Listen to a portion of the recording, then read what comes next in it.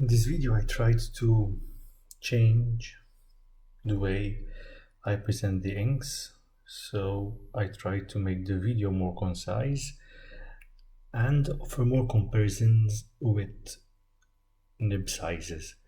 So what I did is I prepared the swatches. As you may see, they're already drying. I will discuss this later with sheens and shimmers and also glitters in some of the blues. And I'm going to make use of this sailor vintage Japanese Urushi Maki-e Fukurou Ebonite pen with a Fude medium fine nib. So what I'm going to do is I'm going to try and make 3 writing samples with this nib of each ink using the broader side, that means the flatter side of this nib, then try to get a medium writing sample, and with the tip try the third, which would be close to a fine nib writing sample.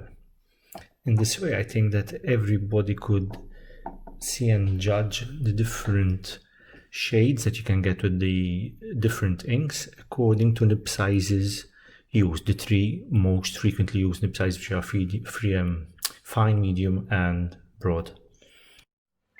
The first ink will be the Visconti Turquoise. I'll do also a nib swatch in this diagram, and then I'll go on with the respective writing samples.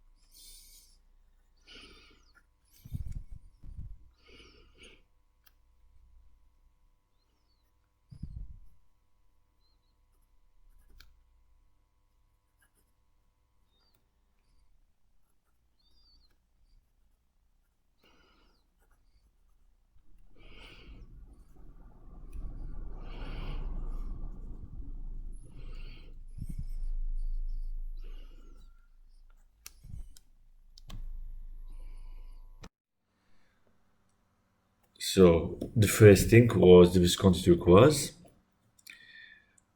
and besides doing swatch on the 3 nib sizes, I also replicated a nib swatch and the title with each box and each letter representing each ink, 25 of them. As you may see, it is quite normal turquoise. It's very similar to the Lamy turquoise. Very little shades, I must say, although the Visconti turquoise has a bit more shades than the Lamy. Then we had the Pelican aquamarine.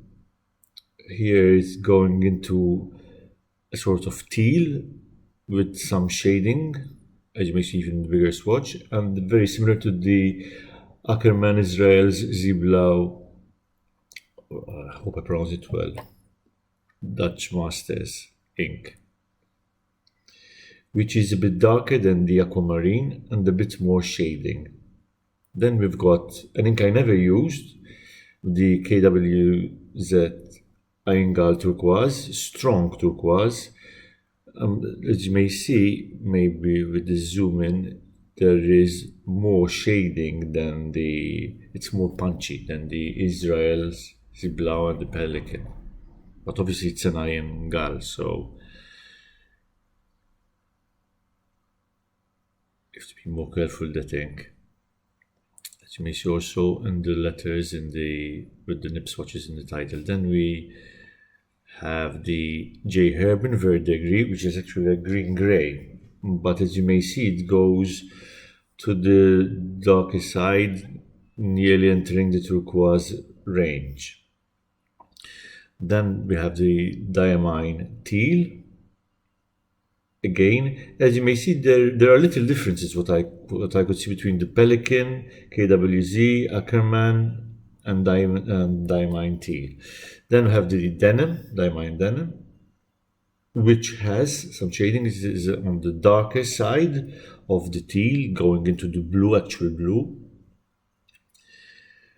Then this is a very difficult name for me. The Ackerman Dutch Masters Ruisdals Stormacted Blue. So it is a blue, and it is a sort of dark grayish purplish blue. The diamine Regency Blue, which has shading, some like sheen, reddish shading at the end of the spectrum, and on the bigger broad nib you may see it. The diamine blue black is the blue black I prefer using. It is a very dark teal. It's very nice on the broader nibs. Then comes more black on the finer nibs. The watermelon Serenity Blue in the swatch has like sheens with reddish tinges, but in the writing sample these did not come out so well.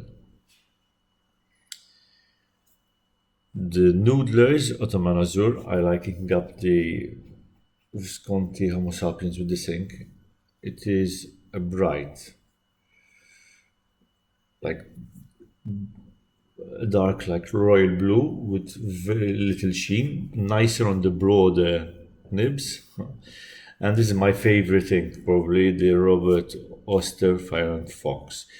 Fire and Ice. This has some really nice shading with like reddish tinges inside. The swatch shows at the sides this effect, and the broader again writing sample shows the same sheen in it. Then this ink, the first thing I have ever bought, the ST Dupont. I don't use it much. It is quite a dull ink, but in the swatch some sheen came out, as you may see. See, in that area there.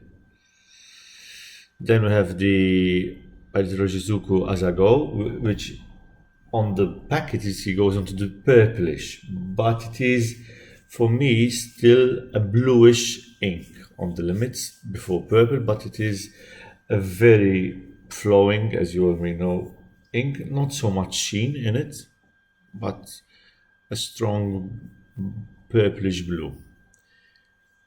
Then we've got the diamine Amazing Amethyst. Maybe I made the mistake to include this in this, but once I did the swatch, it is on the purplish side, very small tinges of blue, and here there is the J. Herbin 1670 Blue Ocean with those gold like glitters inside.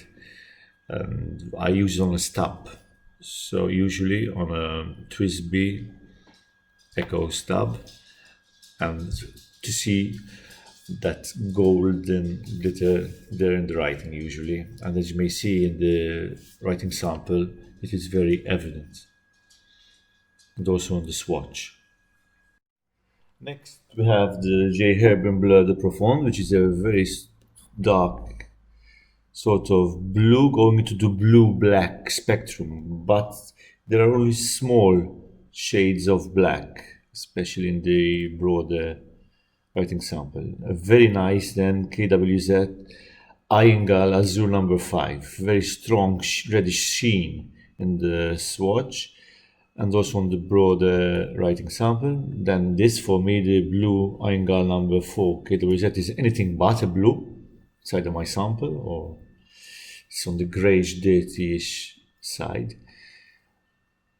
Next is the Mont Blanc Royal Blue. For me, it's quite a flat color, some very small sheen on the swatch, but not on the broad writing sample, not on the other writing samples.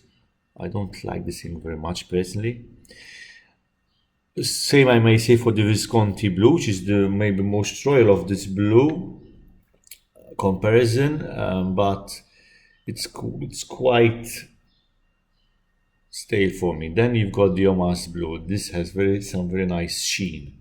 If you see in the writing, some once the swatch dried there, it came really evident, and especially also on the broad Omas blue writing.